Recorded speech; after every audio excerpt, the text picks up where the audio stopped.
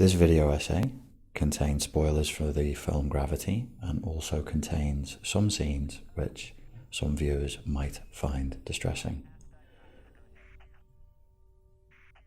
Gravity is the story of a new astronaut, Dr. Ryan Stone, fitting a component of her design and creation to a telescope to see the furthest reaches of space. During this routine mission, disaster strikes.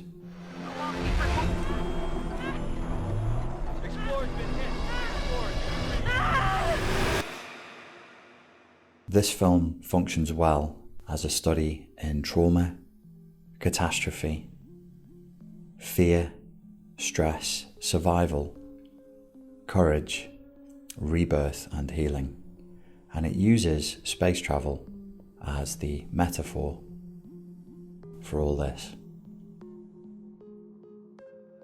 In this story, a Russian satellite is shot down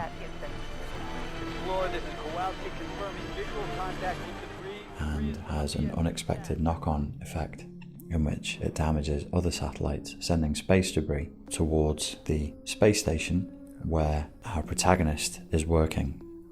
The effects on her compatriots and on the environment are sudden, unexpected, catastrophic, and terrifying. Immediately, the theme of becoming unmoored as a source of terror, of being unmoored without our coordinates and spinning in space, and the need to detach from that which is known, comes up again and again. Don't detach that arm to carry you too far. Listen to my voice. You need to focus. I'm losing visual of you. In a few seconds I won't be able to track you. You need to detach. I can't see you anymore. Houston, I've lost visual. When we're spinning in space in the midst of a catastrophe, it can feel overwhelming. It can feel terrifying. Dr. Stone, do you copy? Repeat, do you copy? Yes, I copy. I'm Give me your position. I don't know. I'm spinning. And when asked what our position is by a therapist, a friend, or a family member, the panic we feel can make it impossible for us to respond. You need to focus. Anything to the sun and earth. Give me coordinates. breathe. Give I me can't breathe. coordinates.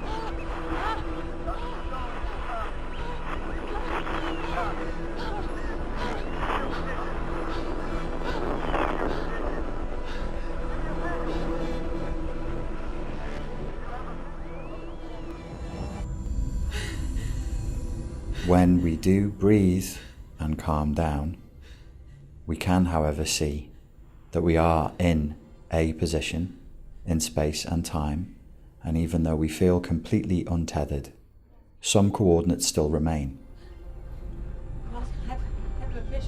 Kowalski, I have a visual. I have a visual of Explorer with north at 12 o'clock. Change is inevitable. Change is necessary to healing and to progress, but sometimes that change feels catastrophic and terrifying. We seek to connect. We seek for our old coordinates to help us with what we once knew. We reach out to the old institutions, finding that they no longer have any answers for us. We ask for help. Is there anybody out there? Explorer, do you copy? Only to find that they too have been affected by the catastrophe and have no answers for us.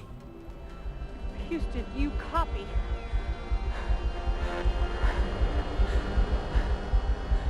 Houston, this is Mission Specialist Ryan Stone. I am off structure and I'm drifting. Do you copy? Yes, Lieutenant Kowalski, yes. Yes, Lieutenant Kowalski, I'm here. Yes, I copy. I'm here. When feeling untethered and unconnected, we will desperately seek to tether to each other. Now, I'm going to tether you to me. The theme of birth, death, and rebirth runs through this film, and the use of the umbilical cord of tethering from one human to another, from parent to child, from teacher to student, from coach to client is used again and again.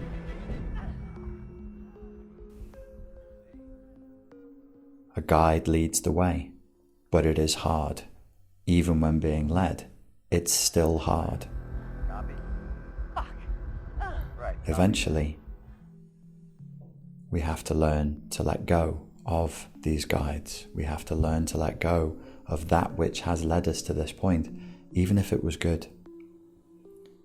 Because if we hold on to things for too long, even if they are good and have guided us, they can also drag us away out into space. It is hard to embrace the new, and it is frightening, very, very scary, but necessary. Eventually all of us will have to learn to let go.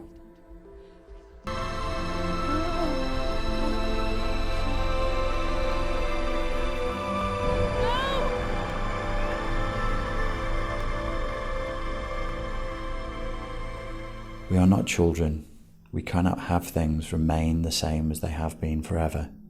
The more we fight this process of the shedding of old skin and the necessary for rebirth, the more painful the rebirth will be.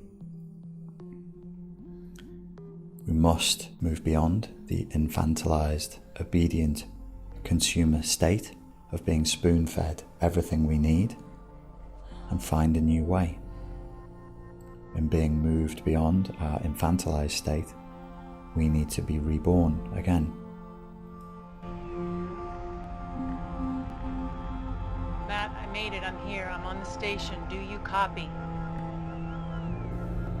During these times of stress and catastrophe and confusion and blindness, Please talk to me. we will find ourselves desperate for connection. As with everything in the healing process, once we have admitted the worst element of it, I, Ryan Stone, am the sole survivor even if it hurts, of SDS 157. even if it leaves us feeling very sad and full of grief, that is the moment at which we can commence healing. Healing sounds like a pleasant spiritual process, but it can be painful and it can be dangerous. And it can require a lot of courage. Sometimes we're just going to have to get by with whatever makeshift solutions we can find.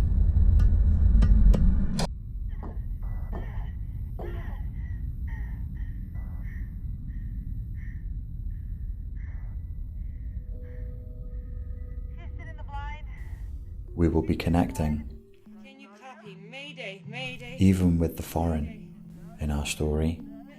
Yes, Mayday, Mayday. Mayday, Mayday. No, my name is not Mayday. I'm Stone. Dr. Ryan Stone, I need The help. astronaut Ryan Stone finds herself travelling from the Russian escape pod called the Soyuz, which is Russian for unity and togetherness. She finds herself in a Russian spacesuit inside of a Chinese space station, talking to the dead spirit of her old American guide. Turn on all the lights. Just close your eyes and tune out everybody. During these conditions, of course, there will be moments of despair, and there will be moments as well where we want to climb inside of the pod in the dark, listen to the radio, listen to the TV, tune out via social media, to give up, to stay in our safe pod and to go to sleep.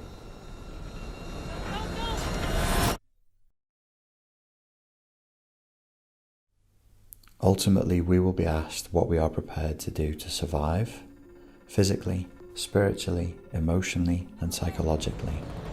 No harm, no foul!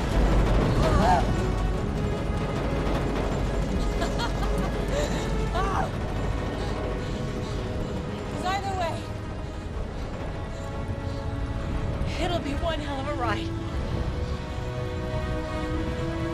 I'm ready. We must accept the danger. We must accept that there is threat. And we must be courageous in order to shed our skin and to be reborn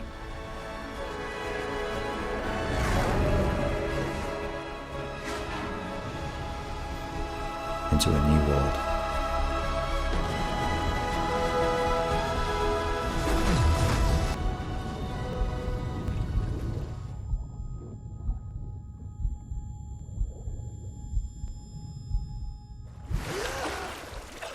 As new human entities.